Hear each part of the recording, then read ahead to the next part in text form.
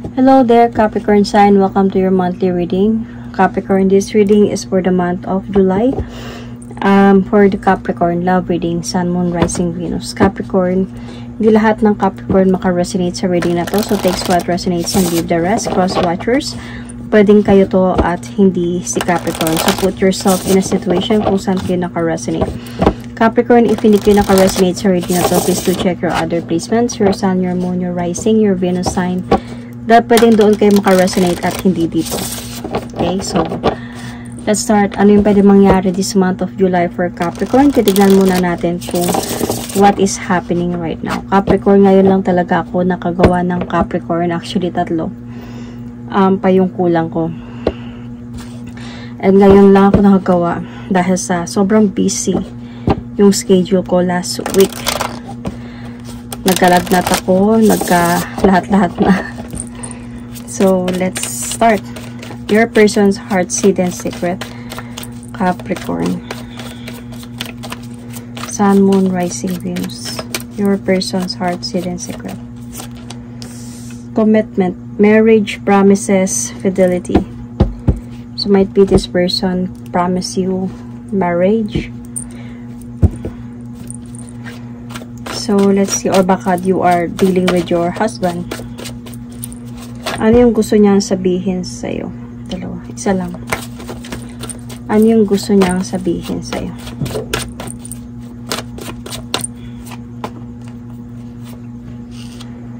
Wala. Pinipilit niya daw nakalimutan ka, Capricorn. So, let's see on your part. What is happening right now sa'yo? Situation. Dami. Isa lang. Give me one card, please.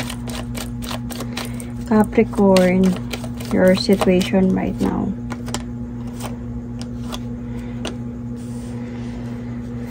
Ito gustong sumama, I include na. Sabotage, rebuilding, working on it. So, parang you are working on your life right now. So, might be there is a possibility that merong naglagay ka ng boundaries sa taong ito. Kaya siguro na pinipilit ka niyang kalimutan kasi you put boundaries. Ayaw mo siguro siyang kausapin and you are working on your life right now. So, tignan natin what is really happening right now sa inyo, Capricorn. Love reading.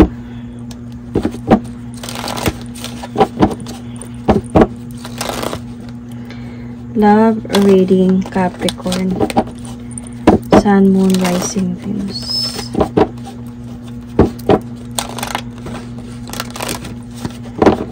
Capricorn. Sun, Moon, Rising, Venus.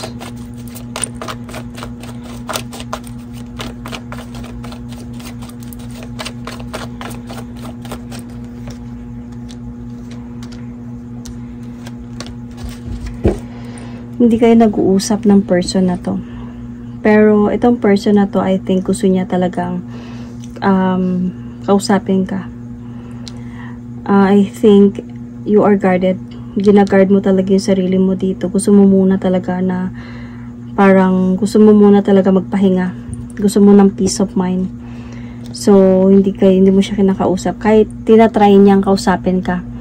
Siguro tinatry niyang i-chat ka or kausapin ka, tawagin ka, ayusin to ask you second chance.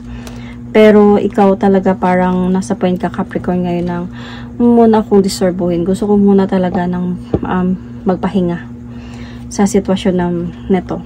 So, gusto ko muna, I'm working or rebuilding myself right now. So, parang you are giving boundaries talaga. Naglagay ka ng boundaries sa pamagitan ninyong dalawa. So, ikaw mismo yung parang pero alam mo, nasa point na nalulungkot ka. Kahit ito yung ginagawa mo sa kanya. Kahit iniiwasan mo siya, nalulungkot ka kasi mahal mo naman siya.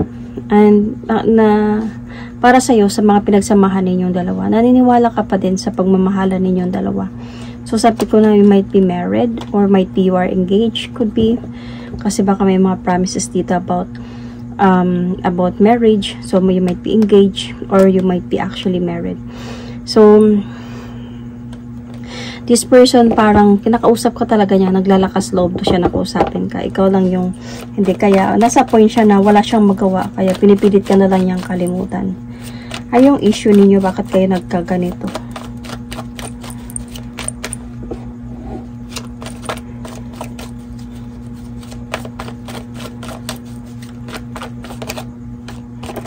Napagod ka pala, Capricorn.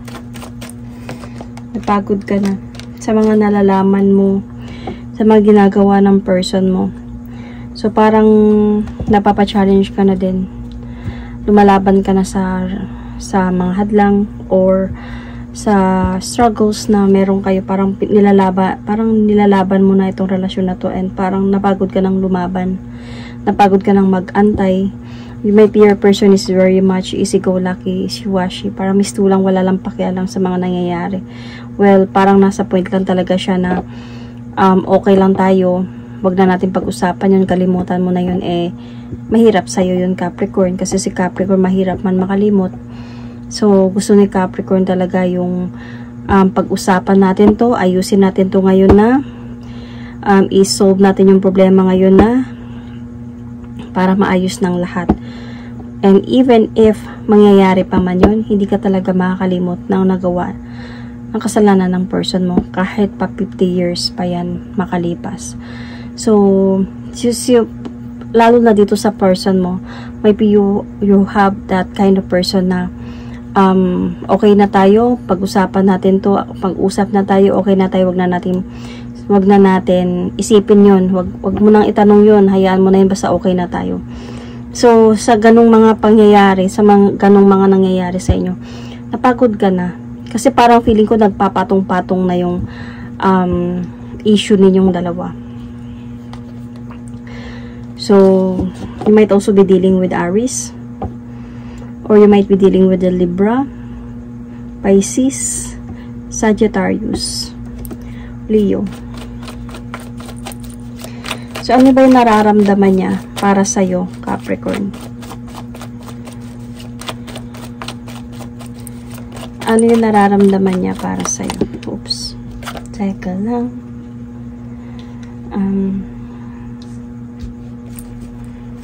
Nagkakaroon sa kanya ngayon ng realization. Ngayon na gumigive up ka na, Capricorn, nahirapan siya. Siyempre si Capricorn, pag si Capricorn talaga, supportive talaga yan siya, lalo na sa taong mahal niya. Capricorn will always be there para sa taong mahal niya. But then, pag ganun na ngayon nangyari, wala na. Mahirapan ka talaga. So, nahirapan siya, nabigatan siya sa problema. Dito siya nagkakaroon ng realization na importante pala yung commitment ninyong dalawa. So, yun yung feeling niya ngayon. So, gusto niya mabalik yung happiness ninyo, love ninyong dalawa. Parang gusto niyang mabalik ulit yung, kunin ka balik. Ngayon na nasa point ka na moving forward siguro, umiiwas ka. Gusto niya magkaayos kayo ulit. So, and naramdaman niya talaga dito sa'yo na umiiwas ka talaga. And parang gusto mong, parang ayaw mo siyang kausapin. So, pero hindi pa rin siya, para sa kanya, nandun pa rin sa feeling niya na hindi pa rin siya titigil hanggat hindi kayo mag-ayos dalawa. So, Capricorn, you might also be dealing with Aquarius or Virgo. Anyway, ano yung nararamdaman mo ngayon, Capricorn?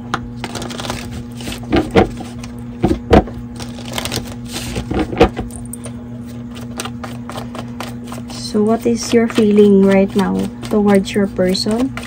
Mga nangyayari sa inyo ngayon, Capricorn, Sun, Moon, Rising, Venus. Your feelings right now.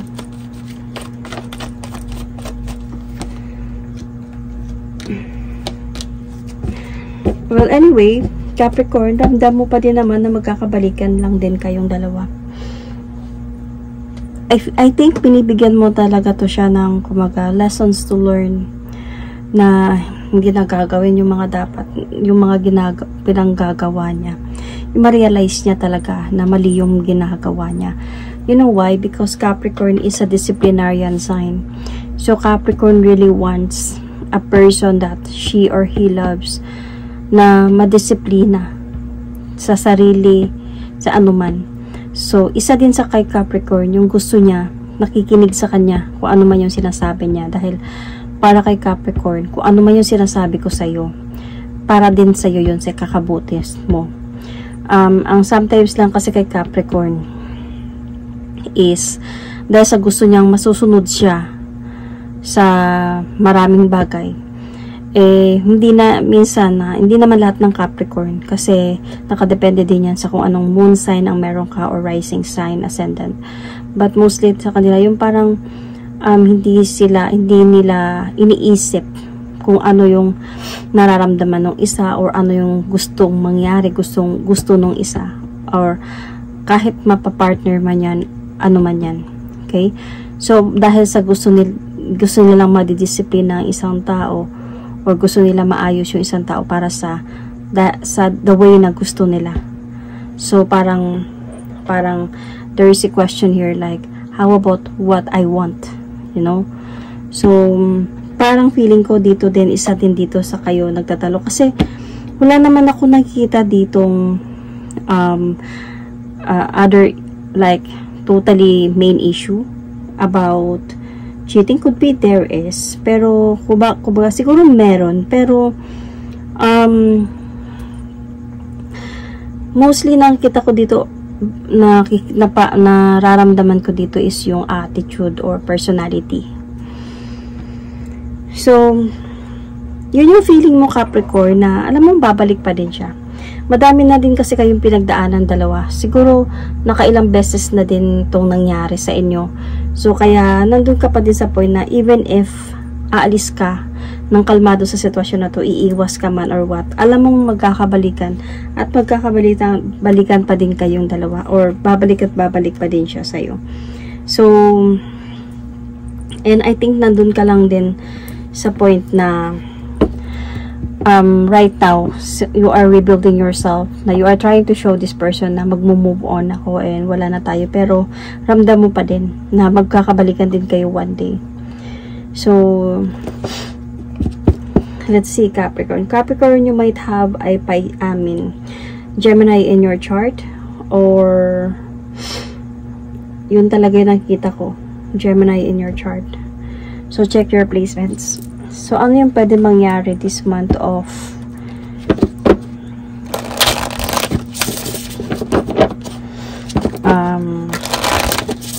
July for Capricorn, Sun, Moon, Rising, Venus? Ano yung pwedeng mangyari this month of July? Capricorn, Sun, Moon, Rising, Venus.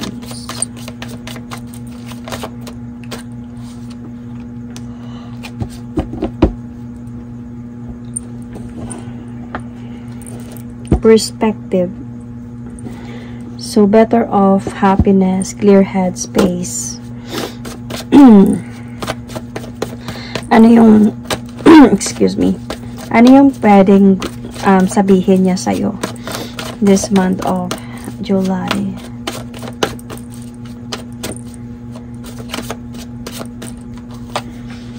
Namimiss na kita. Pilit kong kalimutan ka, namimiss na kita. So, this July, mamimiss ka ng person na to. So, Capricorn, your situation this month of July, Twin Flame. So, I can see here that, ito talaga nakikita ko. You just really want this person to learn his lesson. So, feeling ko isa to, sa Twin Flame. It doesn't mean na Twin Flame kayong dalawa, okay? Pero pwede din naman. Pero sa Twin Flame kasi, meron talagang lesson na kailangan i-learn. So, nandito ka sa point na to ngayon. So, let's see sa tarot cards kung ano yung pwede mangyari this month of July.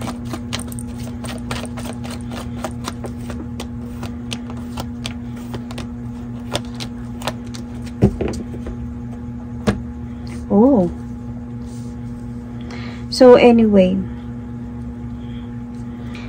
I can see here this month of July, hindi mo pa din siya talaga kakausapin. Nakikita ko kasi dito sa person mo, parang meron ditong better off or happiness or clear head space. So parang hindi mo pa din siguro talaga to siya. Siguro may mga realization sa kanya na baka hindi mo na talaga siya tanggapin, or baka ayaw mo na talaga sa kanya, or baka nakukulitan ka sa kanya.